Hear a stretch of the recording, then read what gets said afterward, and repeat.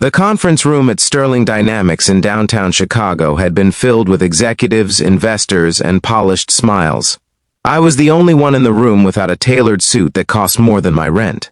My name is Caleb Turner, 29 years old, operations assistant, still paying off student loans, still trying to prove I deserve the job I somehow landed 2 years ago. And in that moment, when Victoria Hayes, our untouchable, iron-willed CEO, whispered those 2 words, my heart pounded so loudly I thought the entire board could hear it. Before we go any further, if you believe in kindness, second chances, and the power of quiet courage, take a moment to like this video, comment where you're watching from, share it with someone who needs hope, and subscribe to the channel. Stories like this matter because real life is full of unseen battles. Victoria didn't look at me again as she rose from her seat at the head of the long mahogany table. Her heels clicked with precision against the marble floor. The meeting continued without her, but every eye followed her exit. I hesitated for half a second, then stood and excused myself under the pretense of grabbing additional files. No one stopped me. No one would dare question why the CEO had left, or why I followed. She led me down a private hallway most employees never used, past glass walls and security doors that required her fingerprint. The air felt colder there, quieter. Through the windows, Chicago's skyline stretched under a gray afternoon sky, Lake Michigan restless in the distance. She finally stopped inside a smaller executive lounge, closed the door, and leaned both hands against a table as if she needed it to hold her up. Victoria Hayes was known across Illinois as ruthless. Business magazines called her the ice architect for the way she dismantled failing companies and rebuilt them into empires. She was 42, sharp-minded, always composed. But as I stood behind her in that quiet room, I saw something no magazine ever captured. Her shoulders trembled. I had grown up in a small town outside Milwaukee. My father worked 2 jobs. My mother battled a chronic illness most of my childhood. I learned early that strength often hides in silence. When someone is on the edge of breaking, they don't always scream. Sometimes they whisper. She turned slowly. Her eyes were red, not dramatically, not messily, just enough to tell me something inside her had cracked.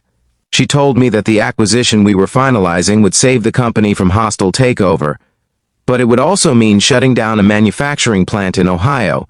400 employees, families, mortgages, kids in college. She had built her career on hard decisions, but this one felt personal. Her father had worked in a factory like that. He had died when she was 21, laid off months before his heart gave out. She had promised herself she would never become the kind of leader who forgot the people at the bottom. Yet here she was. I didn't know why she had chosen me to follow her. I was not a board member. I was not even a manager. But 2 months earlier, I had stayed late helping the facility's crew pack emergency supply kits after a winter storm warning. She had passed by and noticed. We hadn't spoken then. Maybe she remembered. She said she needed someone honest, someone who would not flatter her or fear her. I felt my throat tighten. Honesty in a room full of power is dangerous. I told her what I believed. That closing the plant might save the company, but it would cost trust. That numbers on spreadsheets never show the faces behind them. That if she had the courage to build something different, maybe there was another way. Her expression shifted. Not offended, not angry, just thoughtful. She asked me to explain, and so I did. I spoke about phased restructuring instead of closure, about reskilling programs, about using part of the executive bonus pool to fund transition salaries. My hands shook as I talked. I expected her to cut me off. Instead, she listened. The challenge wasn't just financial, it was political. Investors wanted quick returns. The board demanded decisive action. Mercy does not look profitable on quarterly reports. I saw the war in her eyes. The leader versus the daughter of a laid-off factory worker. Over the next 3 weeks, she pulled me into strategy sessions. Not publicly, not officially, quietly.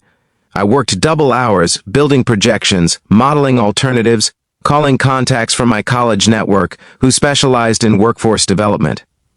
My girlfriend at the time, Hannah, complained I was never home. My savings dwindled from unpaid overtime. I questioned myself constantly. Who was I to influence decisions at this level? What if I was wrong and cost hundreds of people their jobs anyway? The board meeting arrived like a storm front. The proposal on the table still included the plant closure. Victoria presented it with her usual precision. But then she paused. I felt my stomach twist as she introduced an alternative restructuring plan, one that would reduce executive bonuses by 40%, cut her own salary in half for a year, and invest in retraining and partial automation instead of full shutdown. The room erupted. Some called it reckless. Others said it was sentimental weakness. One investor threatened to pull out entirely. I sat in the back, invisible but trembling. I had never felt so exposed without speaking. Victoria did not raise her voice. She did not plead. She simply said that a company built on fear will never inspire loyalty, and loyalty was the only currency that survives economic downturns. She spoke of her father, of promises, of legacy. It was the longest 10 minutes of my life. In the end, the board approved a modified version of her plan. Not perfect, not painless. Some layoffs would still happen, but more than half of the plant's workforce would be retained and retrained. The executive bonuses were slashed. The company stock dipped temporarily, and something else happened. Word spread, not just about the decision, but about her sacrifice. Employees who had been quietly updating their resumes stayed. Productivity rose. Within a year, the restructured plant became one of the most efficient divisions in the company. Investors who had doubted her saw long-term gains they hadn't predicted. One evening, nearly 12 months later, she called me into her office again. Chicago glowed outside the windows, the city alive in gold and blue lights. She told me she had been offered a seat on the board of a major tech conglomerate in New York. It was the kind of opportunity that changes history books. But she was declining it. She said leadership is not about climbing endlessly upward. It is about standing firm where you are most needed. She thanked me, not for saving the company, but for reminding her who she wanted to be. My own life had shifted too. I was promoted to Director of Operations Development. My father cried when I told him. Hannah and I had parted ways. She wanted someone more predictable. It hurt, but I understood. Growth is rarely comfortable. Before I left her office that night, Victoria stood beside me by the window. No whispers this time, no secrecy, just quiet understanding. She told me that sometimes the bravest thing you can do is follow a whisper into uncertainty and then speak when it matters most. If this story is touching your heart right now, please take a moment to like, comment, and share. Your engagement helps these stories reach someone who may be standing at their own crossroads. And before we close, I have a special request. Comment the word courage if you believe leadership should have a heart. 2 years later, I visited the Ohio plant. I watched former assembly workers operate advanced robotics they had trained on. I met a single mother named Rebecca, who told me the retraining program saved her home.